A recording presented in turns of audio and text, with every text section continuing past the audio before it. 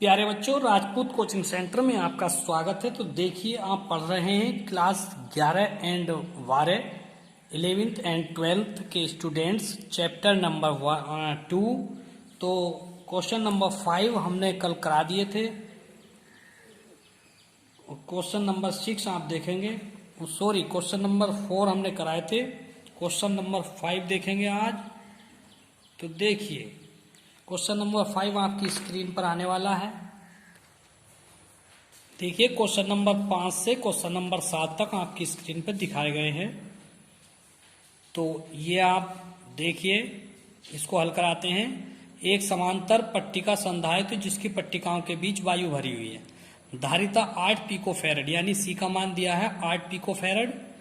ठीक है। और जो है इसमें यदि पट्टिकाओं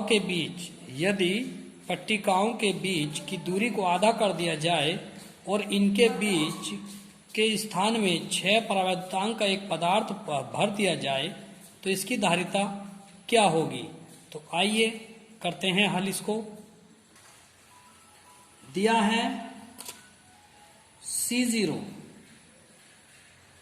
क्योंकि वायु में धारिता, जब वायु हो तो वायु में धारिता को C0 से प्रदर्शित करते हैं। उस C0 दिया है 8 पिकोफैरड, यानी कि 8 गुणा 10 की घात माइनस के 12 फैरड। इसको चेंज कर लिया है फैरड में, पिकोफैरड है ये।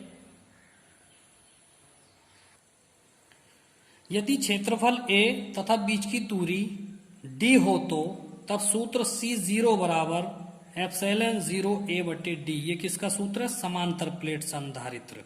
याद रहेगा आपको, समांतर प्लेट संधारित्र का ये सूत्र है, मैंने सिद्ध कराया था आपको। सवाल में कहा है प्लेटों के बीच की दूरी को आधा तथा बीच में माध्यम रख दिया जाए, तब D बराबर पहले D का आधा हो जाएगा और K बराबर हो जाएगा 6। तब धारिता कितनी होगी? ठीक है। उसके बाद धारिता कितनी होगी तो देखते हैं, फिर सूत्र लगाएंगे। तो C बराबर K एप्सिलॉन 0 A बटे D। K क्या है? परावैद्युतांक। इसका मान 6 दे रखा है। पहले जो है K नहीं था, यहाँ K नहीं है, लेकिन यहाँ पे K है। क्यों? यहाँ पे वायु है, माध्यम नहीं है, यहाँ पे माध्यम है। तो आइए करते हैं। अब इसके मान रखिए आप। ठीक है। तो देखिए, K का मान 6 और D का मान D बटे 2, क्योंकि अब आधा कर दिया गया है। ये बटे का 2 तीसरा बटे है, तो ये ऊपर जाके 6 में गुणा करेगा, तो ये आ गया 12 बटे D एप्सिलॉन 0 A। और ये किसका मान है? इतना। ठीक है। ये अभी दे रखा है, परंतु सवाल में दिया हुआ है क्या? एप्सिलॉन 0 A बटे D। ये किसका मान है? C0 का। तब C बराबर हो जाएगा 12 इंटू C0, यानी कि 12 गुणा, और C0 का मान कितना है? 8 गुणा 10 की घात माइनस के 12। तो धारिता बराबर हो गया 12 अट्ठे 96 गुणा 10 की घात माइनस के 12 फैरड, या C बराबर 96 पिकोफैरड आंसर। तो यानी पहले धारिता कितनी थी? 8 गुणा 10 की घात माइनस, यानी कि 8 पिकोफैरड थी। अब दूरी आधी कर दी और बीच में माध्यम 6 रख दिया, तो धारिता जो है 96 हो गई, यानी कि 12 गुना बढ़ गई है। ध्यान रखेंगे, विकल्प में इसी प्रकार के क्वेश्चन आते हैं। यदि बीच की दूरी को आधा कर दिया जाए तो धारिता पर क्या प्रभाव पड़ता है। तो ये 12 गुना बढ़ गई है। ठीक है। 12 अट्ठे 96, 12 गुना बढ़ गई है। देखिए, नेक्स्ट क्वेश्चन देखते हैं, क्वेश्चन नंबर 6। बहुत आसान क्वेश्चन है, छठा। 9 पिकोफैरड धारिता वाले 3 संधारित्रों को श्रेणी क्रम में जोड़ा गया है। संयोजन की कुल धारिता। बहुत आसान है। देखिए, 3 संधारित्र हैं, तीनों की धारिताएं समान हैं। तो देखिए, 3 संधारित्र, इनकी धारिताएं समान हैं। C1 भी 9 पिकोफैरड, C2 भी 9 पिकोफैरड और C3 भी 9 पिकोफैरड। और ये काय में जोड़े हैं? श्रेणी क्रम में जोड़े हैं। तो श्रेणी क्रम में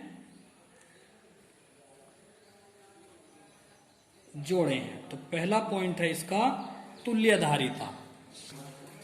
तुल्यधारिता निकालनी है। तो देखिए तुल्यधारिता का फार्मूला 1/c बराबर 1/c1 1/c2 1/c3।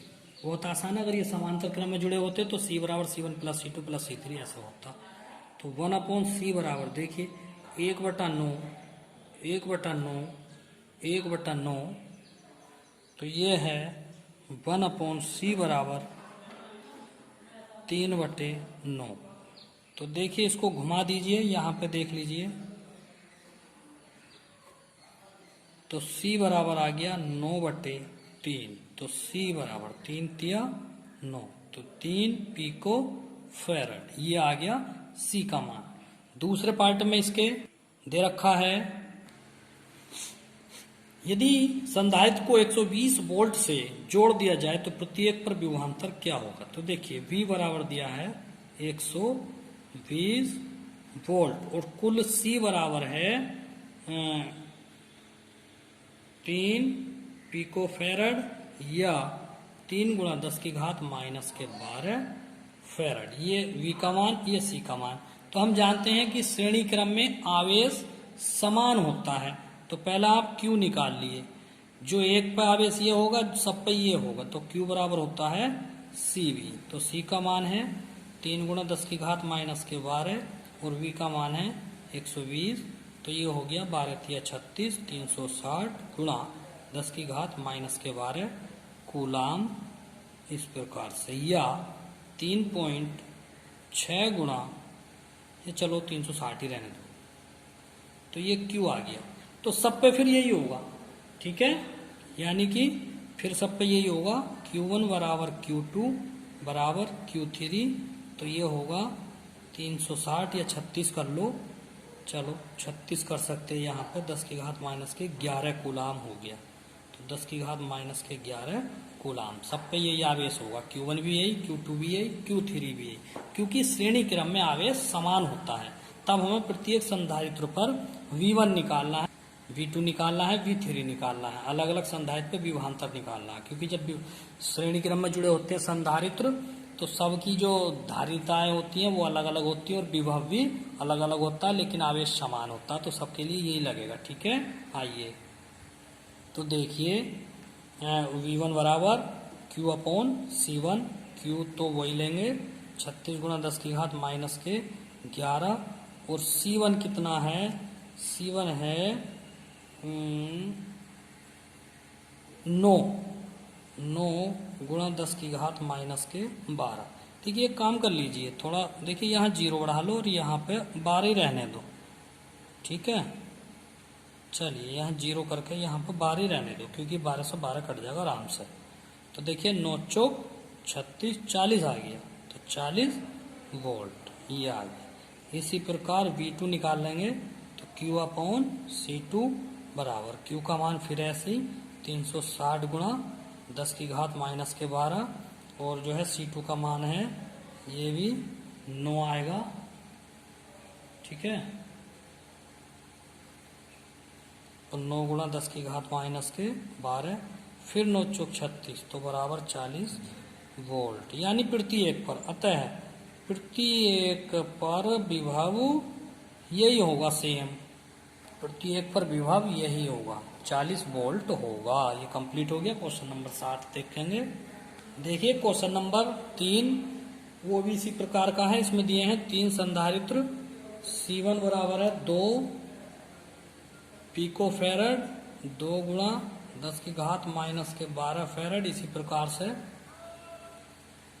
C2 बराबर 3 पिको फैरड 3 गुणा 10 की घात माइनस 12 फैरड। C3 बराबर 4 पिको फैरड बराबर 4 गुणा 10 की घात माइनस फैरड। तो ये समांतर क्रम में जोड़े गए हैं। पार्ट ए में पूछा गया है कि संधारित्र की कुल धारिता कितनी होगी। तो देखिए ये समांतर क्रम में है, तो समांतर क्रम में संधारित्र की धारिता C बराबर C1 plus C2 plus C3 होगी। तो ये होगा 2 प्लस 3 प्लस 4, तो 3 2 5 और 4 9 पिको फेरेड, या 9 गुणा 10 की घात माइनस 12 फेरेड। आंसर। दूसरे पार्ट में ये जोड़ बता रहा है कि यदि संधारित्र को 100 वोल्ट यानी कि 100 वोल्ट के भरण से जोड़ा जाए तो प्रत्येक पर आवेश क्या होगा। तो Q1 Q2 Q3 ये आवेश क्या होगा। तो हमने बताया था कि समांतर क्रम में विभव समान होता है, तो आप पहले विभव निकालें। जैसे इससे पहला क्वेश्चन था, ठीक है, उसमें कुल आवेश निकाला था CV करके, इसमें कुल विभव निकालिए V बराबर Q अपॉन C करके। तो देखिए Q1 बराबर C1 V, क्योंकि समांतर में V समान होता है। C1 का मान है 2 गुणा 10 की घात माइनस के 12 और V का मान है 100 वोल्ट, तो यह आ गया 2 गुणा 10 की घात माइनस के 10 कूलाम। इसी प्रकार Q2 बराबर C2V बराबर C2 का मान 3 गुणा 10 की घात माइनस 12 गुणा 100, तो ये हो गया 3 गुणा 10 की घात माइनस के 10 कूलाम। इसी प्रकार Q3 बराबर C2V बराबर 4 गुणा 10 की घात माइनस 12 गुणा 100 बराबर 4 गुणा 10 की घात माइनस के 10 कूलाम। आंसर। नेक्स्ट क्वेश्चन देखिए क्वेश्चन नंबर 8 से और 11 तक। क्वेश्चन नंबर 8 से 11 तक ये आपकी स्क्रीन पर दिखाए गए हैं, आप इसको पुश करके उतार लीजिए। क्वेश्चन नंबर 8 आपको कराते हैं, ठीक है। आइए देखते हैं क्वेश्चन नंबर 8। पट्टिकाओं के बीच वायु वाले संधारित्र समांतर पट्टिका संधारित्र की प्रत्येक पट्टिका का क्षेत्रफल इतना है। पट्टिकाओं के बीच वायु वाले समांतर प्लेट संधारित्र की प्रत्येक पट्टिका का क्षेत्रफल ये है तथा उनके बीच की दूरी ये हो गई, यानी कि A का मान दिया हुआ है और ये बीच की दूरी D, ये D का मान दिया हुआ है। धारिता को परिकलित कीजिए, तो यहां से C बराबर हो जाएगा एप्सिलॉन 0 A बटे D, ये इसका सूत्र हो गया। इस संधारित्र को इतने वोल्ट के भरण से जोड़ दिया जाए तो समांतर प्लेट संधारित्र की कितना आवेश होगा। तो V ये हो गया, तो Q बराबर हो गया, Q बराबर CV से हो जाएगा, Q बराबर CV ये लगा लीजिए। तो देखिए हल कराएं या घर कर लीजिए। देखिए दिया है संधारित्र की प्लेटों का क्षेत्रफल ये दिया है, ये दूरी दे दी है, ये बदल दिया हमने 10 की घात माइनस 3 मीटर कर दिया मिलीमीटर को। V का मान दिया है 100 वोल्ट, तो C0 यानी कि वायु की धारिता निकालनी है वायु में, और Q का मान निकालना है। तो वायु में संधारित्र की धारिता का सूत्र है एप्सिलॉन 0 A बटे D। एप्सिलॉन 0 का मान 8.85 गुणा 10 की घात माइनस के 12 और A का मान दिया है 6 गुणा 10 की घात माइनस के 3 और D का मान है 3 गुणा 10 की घात माइनस के 3। तो देखिए 10 की घात माइनस 3 से ये कट गया। आइए साफ साफ लिख लीजिए, थोड़ा घन का हो गया। 10 की घात माइनस के 12 गुणा 6 गुणा 10 की घात माइनस के 3 बटे 3 गुणा 10 की घात माइनस के 3। तो देखिए इससे इसको काट दीजिए, 3 दूनी 6, और इससे इसको काटते नहीं है, सिर्फ खत्म कर देंगे बस ऐसे ही। तो C0 बराबर आ गया 8.85 गुणा 10 गुणा 2 और गुणा 10 की घात माइनस के 12, ये गुणा 10 की घात माइनस 3 और ऊपर जाकर ये भी 10 की घात ये वाला प्लस 3 हो गया। तो इससे ये घातें कट गई, तो ये बचेगी खाली। तो C0 बराबर आ गया 2 पंजे 10, 2 अट्ठे 16 और 1 17, 2 अट्ठे 16 और 1 17, 2 से पहला पॉइंट गुणा 10 की घात माइनस के 12 फेराड आ गया आंसर। या C0 बराबर कर लेंगे 17.7, 10 की घात माइनस 12 को हटा दो तो पिको फेराड बन गया आंसर। दोबारा में पूछ रहा है ये विभव, ठीक है। ये देखिए ये आ गया, ये आ गया। देखिए अब हम Q का मान निकालेंगे। तो Q वायु भरी हुई है संधारित्र में, तो इसे Q0 भी लिख सकते हैं। तो ये होगा C0 V0। तो इसके मान रख लीजिए। C0 का मान ये है 17.7 गुणा 10 की घात माइनस के 12 और V0 का मान है 100 वोल्ट। तो यह आ गया 17.7 गुणा 10 की घात माइनस के 10 कूलाम। तो ये इसका आंसर आ गया Q0 बराबर। ठीक है, तो करते हैं नेक्स्ट क्वेश्चन। Question number 9। ये देखिए,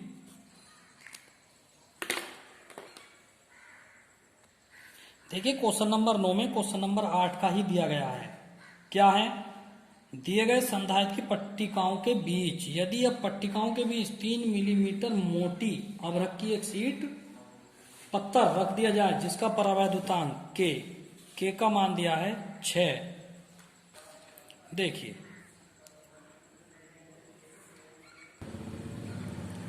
यहां पे जो किया है Q0 का मान 17.7 गुणा 10 की घात माइनस के 10 कूलाम है।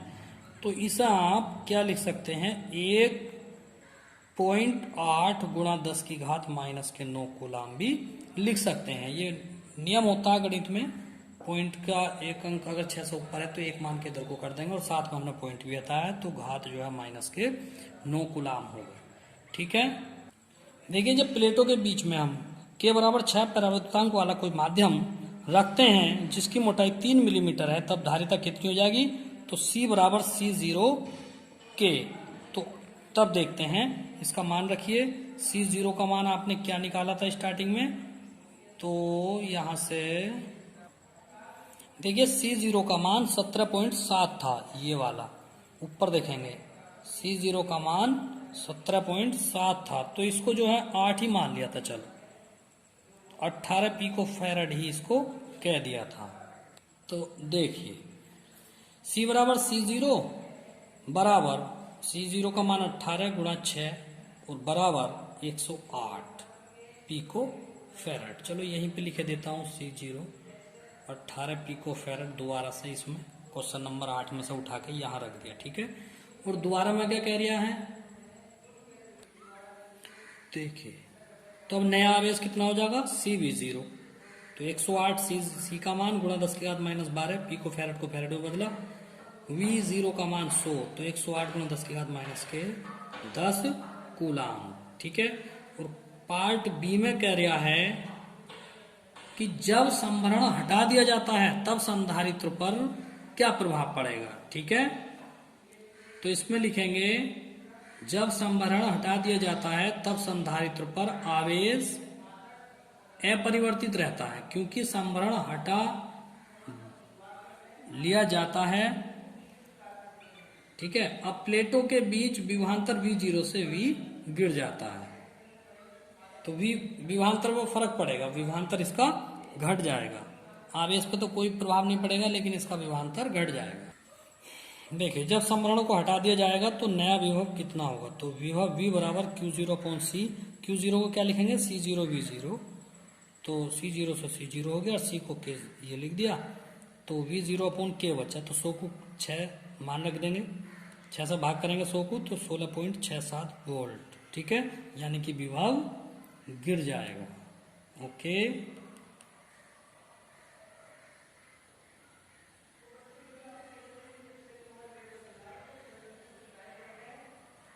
आंसर। तो देखिए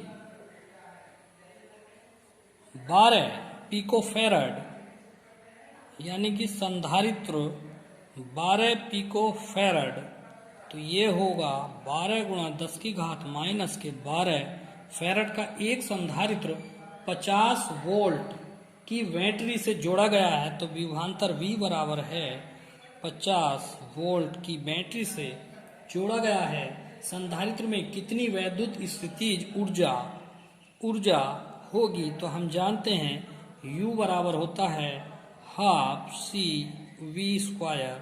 तो हाफ C का मान 12 गुणा 10 की घात माइनस 12, V का मान 50, तो इसका वर्ग कर देंगे, इससे इसको काट देंगे, 2 छंग 12, तो ये आएगा 6 गुणा 10 की घात -12 गुणा 5 पंजे 2500, तो ये आ गया 6 गुणा 25 गुणा 10 की घात -10, 2 जीरो से कट गया, 25 छक्का 150 गुणा 10 की घात -10 u बराबर या 1.5 गुणा 10 की घात -8 जूल। ये इसका आंसर आ गया। देखिए काफ़ी टाइम हो गया है, वीडियो ज़्यादा लंबी हो जाएगी, तो मैंने क्वेश्चन नंबर 11 हल कर दिया है और आपकी स्क्रीन पर दिखा दिया है। तो इसको रोक के उतार लीजिए, ये पूरा क्वेश्चन है, समझा देंगे फिर इसको, ठीक है, यहाँ तक। तो ये न्यूमेरिकल आपके कंप्लीट हो गए हैं। कल से आपका नेक्स्ट पार्ट चलेगा, सभी बच्चे ध्यान से पढ़ेंगे। Thank you.